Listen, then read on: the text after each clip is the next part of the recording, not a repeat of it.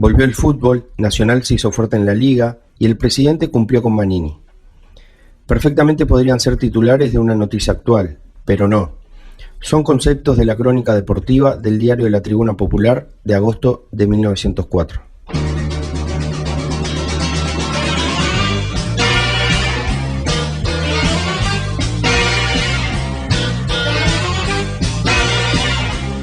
Bienvenidos y bienvenidas a La Pelota Manchada, un podcast de historia en el que vamos a hablar de dos pasiones, fútbol y política.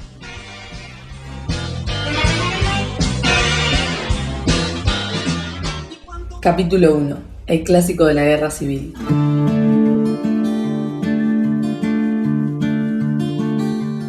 El Uruguay del 900, como le llaman los historiadores a los primeros años del siglo XX, era un país de 1 millón de habitantes. Un cuarto vivía en la capital, Montevideo, y el resto de la población se ubicaba en la campaña, donde la ganadería funcionaba como motor de la economía nacional. Pero Montevideo y la campaña eran mundos distintos. La capital, en tanto ciudad-puerto, recibió grandes oleadas de inmigrantes que arribaron al país con ideologías novedosas y grandes influencias culturales. El fútbol fue uno de esos elementos culturales que llegó desde Europa en barco, en este caso de la mano de los británicos, quienes tenían gran cantidad de capitales invertidos en la economía nacional. Pero mientras la burguesía montevideana se europeizaba y los obreros adoptaban el anarquismo y el socialismo como ideologías de lucha, en el interior la realidad era completamente distinta.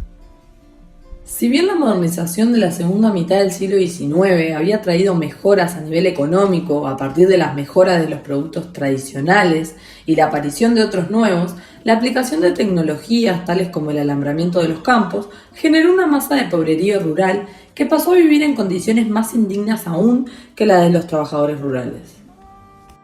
A nivel político, a pesar que desde 1830 Uruguay tenía una constitución que regulaba el funcionamiento republicano, el carácter censitario del voto y la poca transparencia electoral generaban que las demandas políticas, principalmente en el interior del país, se canalizaran mediante rebeliones armadas y no por las vías legales. Los caudillos blancos de la campaña, identificados por tradición con el Partido Nacional, utilizaban al pobrerío rural como carne de cañón para levantarse en armas contra el gobierno nacional, monopolizado por el Partido Colorado, que salvo en raras excepciones, ganaba siempre unas elecciones en las que participaba muy poca gente, básicamente hombres de la clase alta. De esta forma, entre 1870 y 1872, se llevó a cabo la Revolución de las Lanzas, encabezada por el caudillo blanco Timoteo Aparicio, la cual culminó con un acuerdo de paz que estableció la coparticipación en el gobierno. Los blancos se aseguraban de esa forma 4 gobiernos departamentales, llamados por entonces jefaturas políticas: Cerro Largo, Florida, Canelones y San José.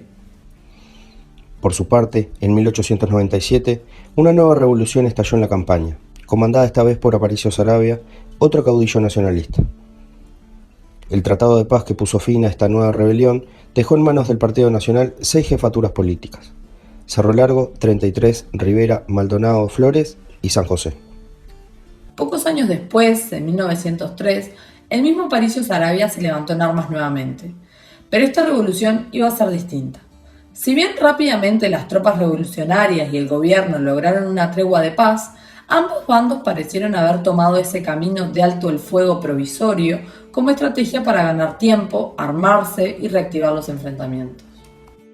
Saravia reunió así un ejército de 15.000 hombres mal armados, pero con muchos caballos, fundamentales para los combates de la época. Por su parte, el gobierno, con José Valle y Ordóñez como presidente, movilizó 30.000 unidades del ejército para derrotar a los revolucionarios con armamento moderno y los ferrocarriles a su servicio. Don Pepe no estaba dispuesto a compartir la administración del Estado con los blancos y aprovechó el nuevo levantamiento de Saravia para intentar derrotar a los nacionalistas y terminar con la coparticipación. El 1 de enero de 1904 se terminó la tregua, estallando así la guerra civil que enfrentó otra vez a orientales contra orientales, en un largo y sangriento conflicto armado.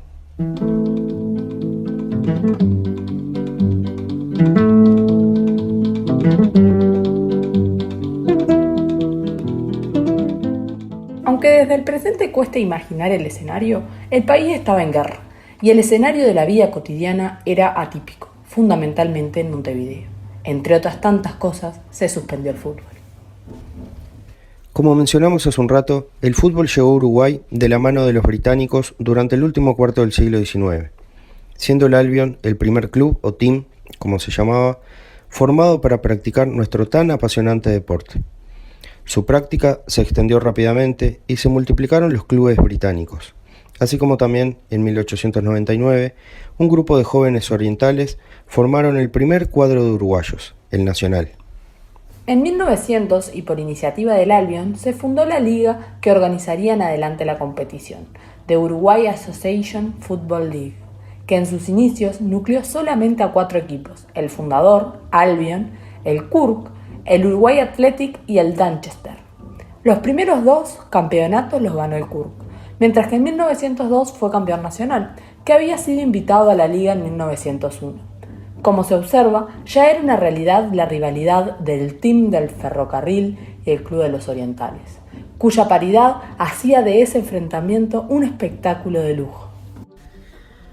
En 1903 el torneo terminó empatado entre estos dos equipos, ambos con 22 puntos, debiendo jugarse una final para definir el título.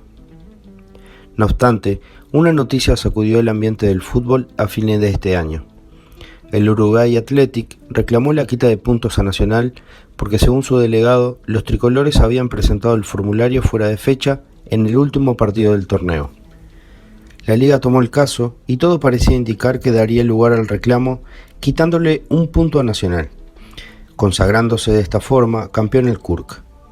Por su parte, Nacional hizo sus descargos en la liga tratando de evitar la sanción, pero sus argumentos eran inentendibles para los directivos ingleses, quienes solicitaron al club oriental presentar nuevamente los descargos, pero en inglés, el idioma que se hablaba en el ambiente del fútbol y fundamentalmente en los escritorios de la asociación. Los tricolores consiguieron nuevos delegados e hicieron su argumentación en aquel idioma, logrando finalmente un triunfo en la liga. No se le quitó el punto y para definir el campeón se debía jugar una final entre los tricolores y el Kurk. A todo esto ya era 1904. El país estaba en guerra civil. Además de paralizarse el fútbol y quedar en debe la final del año 3, muchos players habían sido movilizados al frente, básicamente todos los orientales. Algunos quedaban incluidos en el servicio militar obligatorio decretado por el presidente Valle, mientras que otros se habían sumado clandestinamente a las filas rebeldes de Saravia. Luego de 8 meses de intensos combates, el enfrentamiento militar había mermado, aunque la guerra aún no culminaba. En este contexto, la liga logró fijar la final pendiente entre Nacional y el Kurk para el 28 de agosto. Pero había un problema. El team nacional estaba muy diezmado. Casi la totalidad de su plantel había sido reclutado forzosamente y sus 4 figuras, los 3 hermanos Céspedes y Pinkney, habían evadido el servicio militar y escapado a Argentina, estando impedidos de regresar al país por haber sido declarados desertores. Todo indicaba que Nacional enfrentaría al Kurk con jugadores del equipo de reserva, mientras que el club del barrio Peñarol tenía su plantel completo porque los players británicos y los empleados del ferrocarril estaban eximidos del servicio militar. En la víspera del match, el diario montevideano La Tribuna Popular presagiaba un fácil triunfo del Kurk y advertía que cualquier complicación que el diezmado Nacional le generara al club del ferrocarril sería honrosa. Pero acá llega lo mejor de esta historia.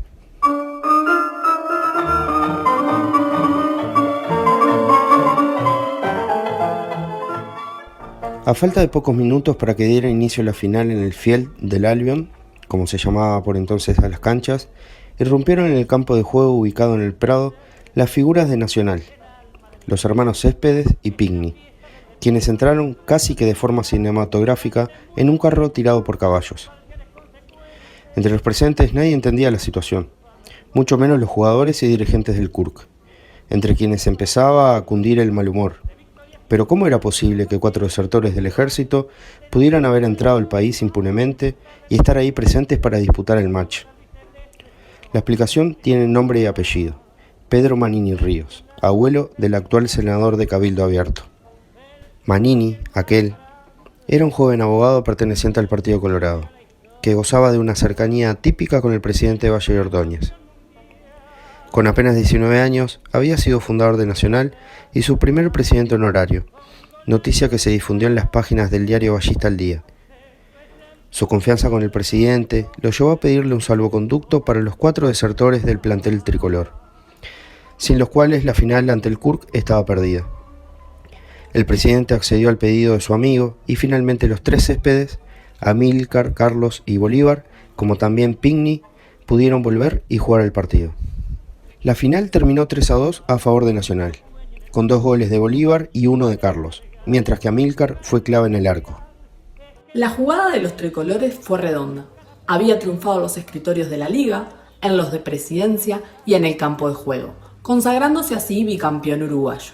El 29 de agosto de 1904, las crónicas anunciaban entonces: volvió el fútbol, Nacional se hizo fuerte en la liga y el presidente cumplió con Manini. Esto fue un nuevo capítulo de La Pelota Manchada, un podcast de historia, fútbol y política. No te pierdas el próximo.